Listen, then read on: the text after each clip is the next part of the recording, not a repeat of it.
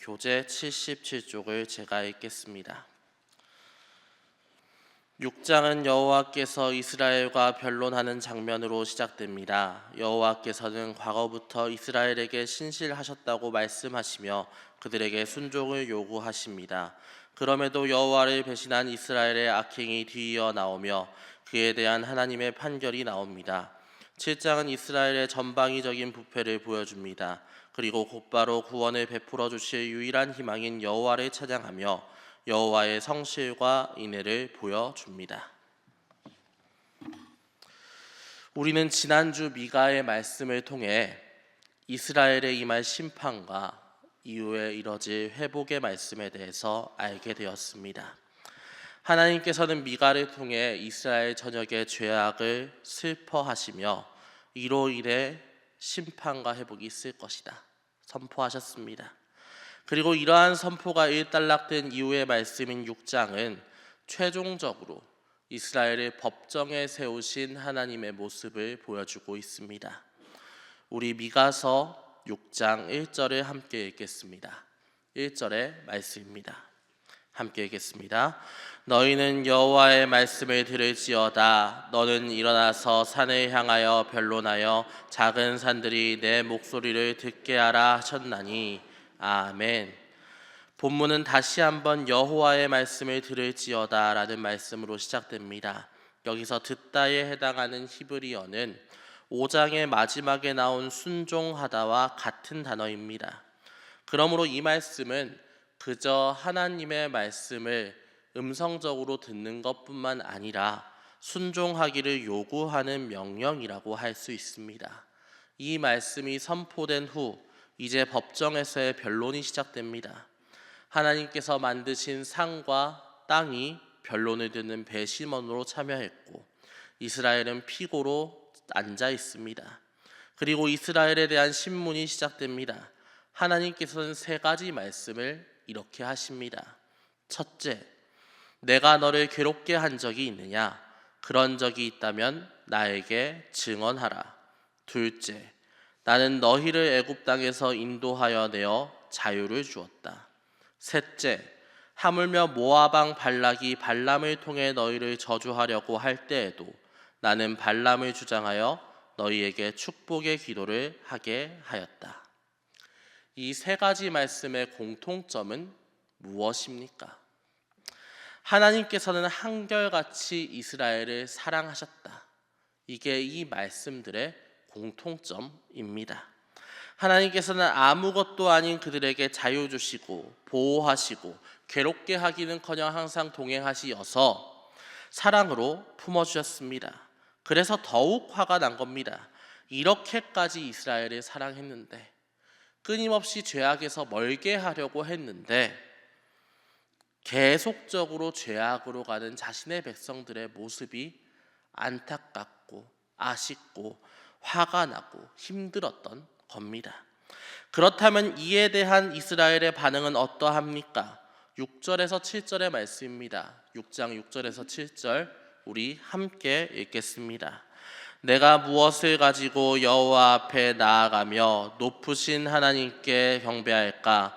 내가 번제물로 일련된 송아지를 가지고 그 앞에 나아갈까? 여호와께서 천천의 수작이나 만만의 강물 같은 기름을 기뻐하실까? 내 허물을 위하여 내 마다들을 내 영혼의 죄로 말미암아 내 몸의 열매를 드릴까? 아멘. 이스라엘은 걱정합니다. 하나님께서 분노하셨다. 그래서 재앙이 임했다. 우리는 이제 뭘 해야 될까? 뭘 해야지 하나님의 마음이 풀릴까? 걱정하지요. 이 고민 끝에 나온 해결법은 물질입니다. 제사장의 위임식 때 드리는 1년 된 귀한 송아지를 드리는 번제, 천천의 수장과 만만의 기름, 막대한 제물로 드리는 속죄제, 더 나아가 내 몸의 열매, 자녀를 하나님께 드리는 것, 그것이 이들이 생각한 해결책이었습니다. 하지만 이 방법들은 확실한 해법이 아닙니다. 이를 이스라엘도 너무나 잘 알고 있지요. 그래서 6절과 7절은 이게 해결책이다, 이거다 라고 얘기하고 있는 게 아니라 하나님께 이걸 하면 될까? 저걸 하면 될까? 계속 질문하고 망설입니다. 고민하는 과정만 나옵니다. 말하자면 저게 해법은 아니라는 거지요. 그렇다면 하나님께서 진짜 원하시는 건 무엇입니까? 8절을 함께 읽겠습니다. 8절의 말씀 함께 읽겠습니다. 사람아, 주께서 선한 것이 무엇임을 내게 보이셨나니 여호와께서 내게 구하시는 것은 오직 정의를 행하며 인자를 사랑하며 겸손하게 내 하나님과 함께 행하는 것이 아니냐. 아멘. 하나님께서는 이미 원하는 것을 몸소 보여주셨다고 말씀하고 계십니다.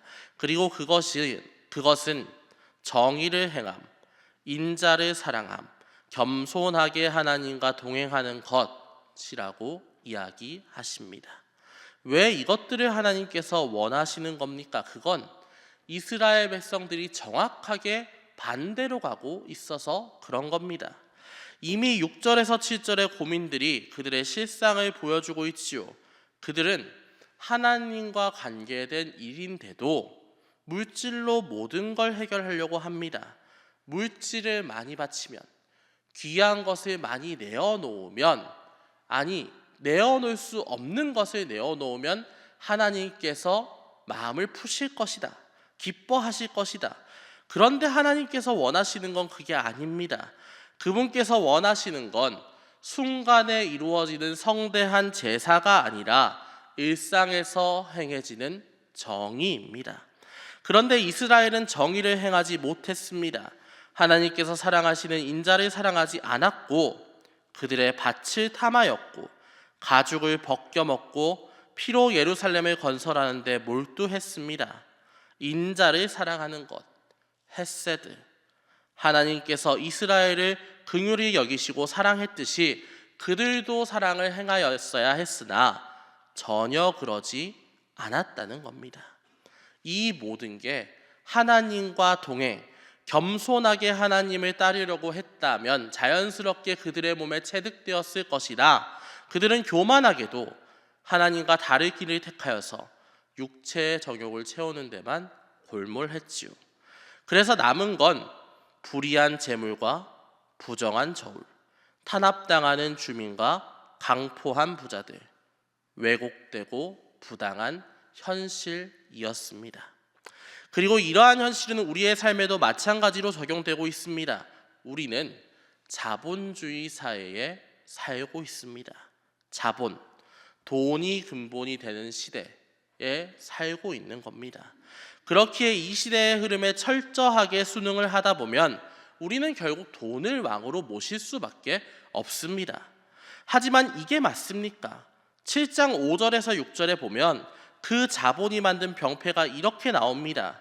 이웃도 못 믿고, 친구도 못 믿고, 여자친구도 못 믿고, 아들이 아버지를 멸시하고, 딸이 어머니를 대적하고, 며느리가 시어머니를 대적하는 삶, 관계의 깨어짐. 결국 돈이 최고인 삶은 모든 관계를 불신하게 만든다는 이야기입니다. 그렇다면 우리는 어떻게 해야 됩니까? 모든 관계를 회복시키기 위해 노력해야 되지요. 그런데 그 회복은 우리가 할 수 있는 게 아닙니다. 오직 하나님을 따를 때, 하나님처럼 인자를 사랑하는 헤세드를 보일 때만 가능한 일입니다. 상대를 긍휼히 여기고 사랑으로 품어주고 정의를 중시해서 이득을 취하고 싶을 때도 그 마음을 접어두고 정의를 행하는 것.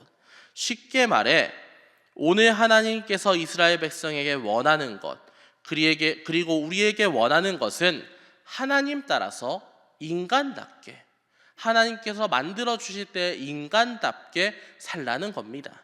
그러므로 오늘의 첫 번째 기도 제목은 겸손히 하나님과 동행하여 인간답게 사는 그리스도인 되게 하소서입니다. 겸손히 하나님과 동행하여 인간답게 사는 그리스도인 되게 하소서. 겸손히 하나님과 동행하여 인간답게 사는 그리스도인 되게 하소서입니다. 네, 우리 다음으로 7장 7절을 함께 읽겠습니다. 네, 우리 다음으로 7장 7절을 함께 읽겠습니다. 함께 읽겠습니다. 오직 나는 여호와를 우러러보며 나를 구원하시는 하나님을 바라보다니 나의 하나님이 나에게 귀를 기울이시리로다. 아멘. 7장 1절에서 7절을 앞서 이야기했듯 하나님을 따르지 않는 이스라엘의 실태를 보여줍니다. 가난한 자들이 먹을 여름과에 포도와 무화과를 다 걷어들여 버려서 가난한 자들이 따먹을 게 없습니다. 그래서 그 사람들은 굶주릴 수밖에 없습니다. 경건한 자는 세상에서 끊어지고 정직한 자가 더 이상 없고 사람이 사람을 착취하고 부지런히 악을 행하여 자신의 욕심을 채우는 시대. 이스라엘은 더 이상 회복하기 어려울 정도로 망가졌습니다. 그렇다면 망가진 이스라엘은 어떻게 해야 합니까? 어떻게 합니까? 그냥 망했으니까 내버려 두는 게 능사입니까? 아닙니다. 하나님께 나아가야지요. 하나님께서 심판하셨지만 그 심판도 헤세드, 이스라엘의 망가짐을 긍휼하게 여기신 하나님의 선택이시기 때문에 회복도 하나님의 헤세드에 의지할 수밖에 없습니다. 그래서 나로 표현되는 미가와 이스라엘은 하나님께 나아갑니다. 하나님, 제가 회개합니다. 지금 제 죄악을 부끄러워합니다. 이제 우리를 회복시켜 주시옵소서 하며 나아가는 겁니다. 이렇게 기도하며 나아갈 때 하나님께서는 이 말도 안 되는 상황을 바꾸시는 이적을 보이실 겁니다. 애굽에서 종된 우리를 이끄셨듯이 발람의 저주를 축복으로 바꾸셨듯이 무너진 우리를 일으키시어서 공의의 백성으로 만들어 주십니다. 그래서 미가는 18절에서 20절을 통해서 이렇게 기도를 합니다. 주님과 같은 신이 어디에 있습니까? 주님께서는 죄악과 죄지은 자의 허물을 사하시고 넘겨주시며 우리를 사랑하심으로 진노를 오래 품지 않으실 겁니다. 우리의 모든 죄를 밟으시고 바다로 던지셨사오니 이제 우리 조상들과 약속하신 대로 성실하게 하나님의 인애를 더하여 주시옵소서. 사실 이 고백은 우리가 해야 할 고백이기도 합니다. 우리의 죄가 너무나 끔찍한 것을 깨달았을 때 때때로 우리는 회개로 나아가지 못합니다. 왜냐하면 차마 용서를 구하기에도 부끄럽다는 사실을 알게 되기 때문입니다.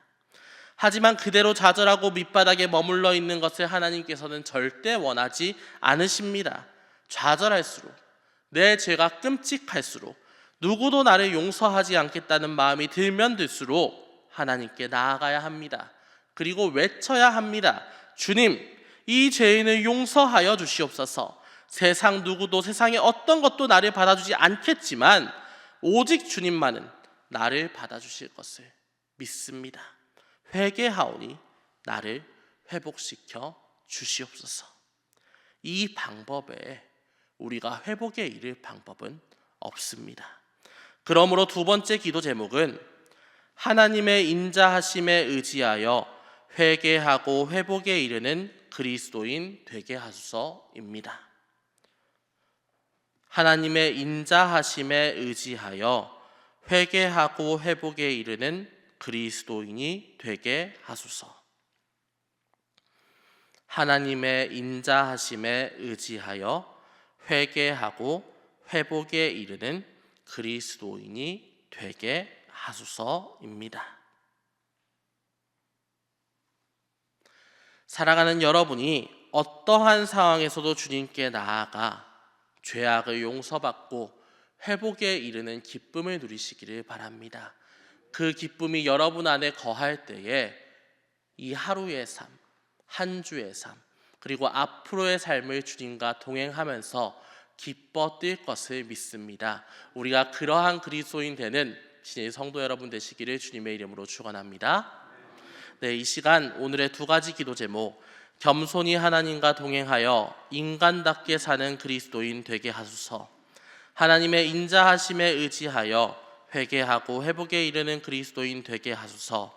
이 기도 제목으로 기도하시고 나라와 민족 교회와 가정, 그리고 개인을 위해, 그리고 가정의 달 주님 안에서 우리 가족이 주님께서 주신 화평 안에 굳건한 신앙의 가정으로 설 수 있도록 이 시간 함께 기도하겠습니다. 함께 기도하겠습니다. 주여 믿습니다. 주여 믿습니다. 주여 믿습니다.